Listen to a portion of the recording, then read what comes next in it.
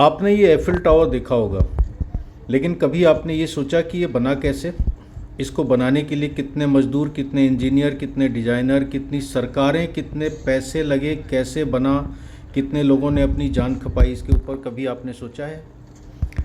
फिर आप जिन घरों से, आप जब अपने घर को जाते हैं तो आपने कभी सोचा है कि ये घर जो बना है उसका रास्ता, उसका मकान कैसे बना होगा? आप जिस ब्रिज से गुजरते हैं आपने कभी सोचा कि ये ब्रिज कैसे बना होगा? बीच रास्ते में आप देख सकते हैं कि किस तरीके से इसके ऊपर में नदी के बीच में किस तरीके से अरेंजमेंट किए गए हैं, कैसे ये बना है। ये बनते समय किसी को पता नहीं चलता, लेकिन जिस वक्त आप इस पर से गुजरते हैं तो एक फर्राटे के साथ में आप इस पर से निकल जाते हैं। सबसे बड़ी चीज़ आपको दिखाते हैं कि कभी आपने दुर्गम रास्तों पे इस तरीके के ब्रिज देखे हैं? अगर ये रास्ते ना हो तो आपको शायद अंदाज़ा नहीं है कि एक ज़िंदगी दूसरी ज़िंदगी से कट जाएगी। एक तरफ से दूसरे तरफ के लोग शायद मिल ही ना पाएँ अगर इस तरीके के दुर्गम रास्तों पे सिविल इंजीनियर्स खड़े होकर अपनी जान खपा के, अपने पसीने बहा के, अपने खून को जला के, अपने लोगों की संसार से सामाजिक रूप से कट के अगर इन चीज़ों को न बनाएं। आप जस्ट खाली ये ड्रोन वीडियो एक लिया है, इसको देखिए आप किस तरीके से ये ब्रिज है। अगर ये ना हो तो फिर किस तरीके से लोग अपने जीवन यापन कर पाएंगे। शायद इस किनारे से उस किनारे जाना बहुत बड़ी चीज़ है। तो सिविल इंजीनियरिंग को एक कहा जाता है कि हम लोग ब्रिज करते हैं। ब्रिज मतलब जोड़ते हैं, एक दूसरे के साथ में जोड़ते हैं। अब आप इसे देखिए कि किस तरीके से हमने आपको जोड़ा है। कभी आपने एक बात सोची है कि जब आपको पानी मिलता है तो वो किस डैम से आता है, कहाँ से आता है? इसको बनाने के लिए कैसे कैसे दुर्गम रास्तों की खोज की गई थी। तो चलिए आपको बताते हैं कि आज किस तरीके से ये डैम बना।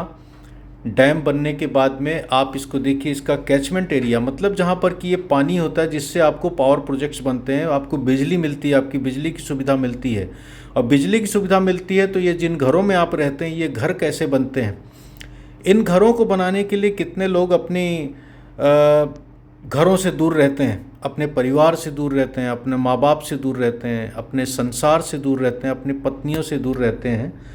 और इन जगहों तक जाने के लिए ये जो रास्ते और ब्रिज बनते हैं, कभी आपने सोचा है कि ये कैसे बनता है या सिविल इंजीनियर कैसे जान खपाता है? चलिए आइए इस पर चर्चा करते हैं आपके साथ में। नमस्कार फ्रेंड्स, अभी आपने कुछ धरोहरें देखी और कुछ मोन्यूमेंट्स टाइप के और बाकी जो कंस्ट्रक्टेड स्ट्रक्चर्स हैं वो आपने देखे। तो सिविल इंजीनियरिंग की बहुत बड़ी मिसालें हैं और बहुत बड़ी विसात है पूरी दुनिया में। एक कहावत ही कहा गया है कि civil engineering is the father of या mother of all engineering branches. मतलब ये है कि सिविल इंजीनियरिंग एक ऐसी इंजीनियरिंग है जिसमें कि सब कुछ समाहित है, सब यहीं से शुरू होता है, यहीं ख़त्म होता है। आप घरों में रहते हैं, ब्रिज पे जाते हैं, सड़क पे जाते हैं, किसी टनल के अंदर जाते हैं, कहीं आप इवन प्लेन में भी जब चलते हैं तो प्लेन को भी खड़े होने के लिए एक जगह चाहिए होती है जिसको कि एक सिविल इंजीनियर बना के देता है, डिजाइन करता है, कैसे बनेगा, कैसे चलेगा, सब कुछ होगा। सारी चीज़ें तो आपने देख ली, लेकिन एक जो भ्रांतियां हैं कि सिविल इंजीनियरिंग वाले बहुत हाई फाई होते हैं, बहुत वैसे होते हैं। आप लोगों को बहुत सारी बातें बता दूं कि सिविल इंजीनियरिंग के बारे में जितनी बातें कही जाती हैं, कहीं वो सच है या नहीं है, या फिर इसके बारे में भ्रांतियां पैदा की गई हैं और लोग यही समझते हैं कि जो सिविल इंजीनियर होते हैं वो बहुत ऐश करते हैं। आपको बता दूं कि एक कहावत और भी कही जाती है कि सिविल इंजीनियरिंग का फुल फॉर्म है कि corruption is very important in life. Civil मतलब corruption is very important in life. Is it so? ऐसा नहीं है। कुछ लोग होते हैं, ऐसा बिल्कुल नहीं कहा जा सकता है कि ऐसा नहीं होता है, होता है।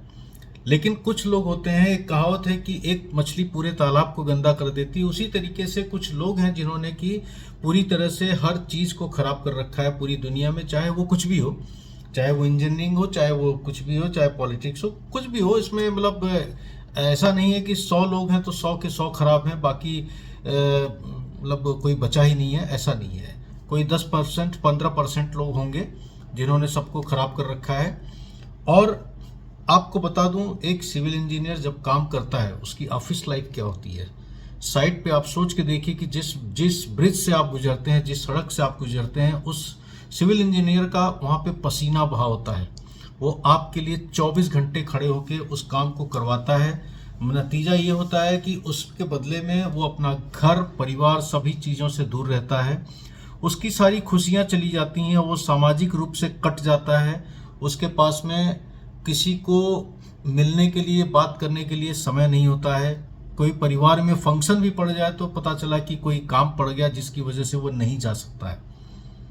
कहीं दूर रह रहा है वो, उसको इतनी जल्दी आने की ज़रूरत पड़ जाए कि प्लेन की टिकट भी ना मिले, लेकिन तब भी वो अपनी लाइफ को जीता है, आपके लिए जीता है।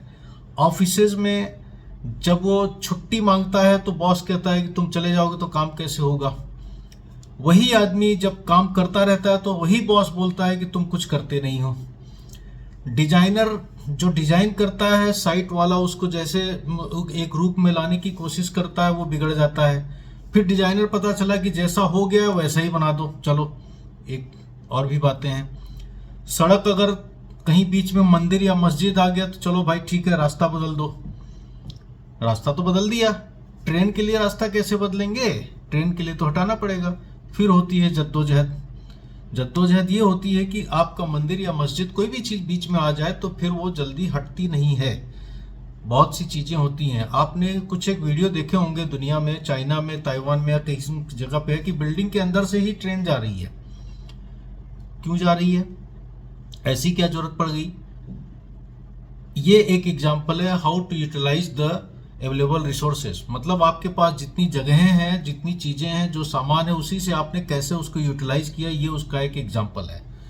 आप जब टनल से गुजरते हैं तो आपको कभी पता है कि उस टनल में कितना पानी बहा होगा, कितने लोग, कितने मजदूरों ने अपना समय, अपनी जान खपाई होगी, कितना पसीना बहाया होगा, कितना खून जला होगा, कितनी रातें उन्होंने ठंड में, गर्मी में और बरसात में काटे होंगे, इसका अंदाजा किसी को नहीं होता है।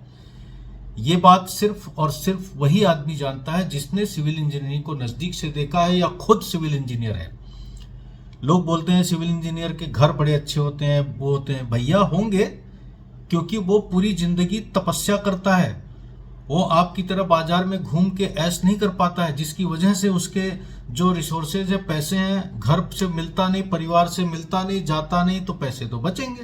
पैसे बचेंगे तो वो अपना कहाँ करेगा? अपना रहने सहने की जुगाड़ करेगा, अपने लोगों के साथ में रहेगा, परिवार के साथ में कहीं ना कहीं थोड़ा बहुत अच्छा समय बिताने की कोशिश करेगा।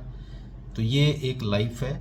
एक शॉर्ट मैंने अभी आज आपको बताया है, इसका सेकंड पार्ट भी मैं बनाऊंगा क्योंकि बहुत लंबा हो जाएगा, और कुछ उसमें बताऊंगा मैं आपको कि सिविल इंजीनियर्स की ऑफिस लाइफ किस तरह से गुजरती है, साइट पे जब वो रहता है आदमी तो किस तरीके से गुजरता है। इसका पार्ट 2 जरूर आप देखिएगा। मैंने एक छोटा सा आपको कैप्चर करने की कोशिश की है, ज़्यादा लंबा वीडियो हो जाएगा, इसलिए मैंने थोड़ा सा आपको बताने की कोशिश की है। तो आप इसको ज़रा समझिएगा और कमेंट करिएगा, और सेकंड पार्ट में मैं क्या बताऊंगा अगर आप प्रिज्यूम कर सकें तो मुझे बताइएगा। प्लीज़ सब्सक्राइब जरूर करिएगा।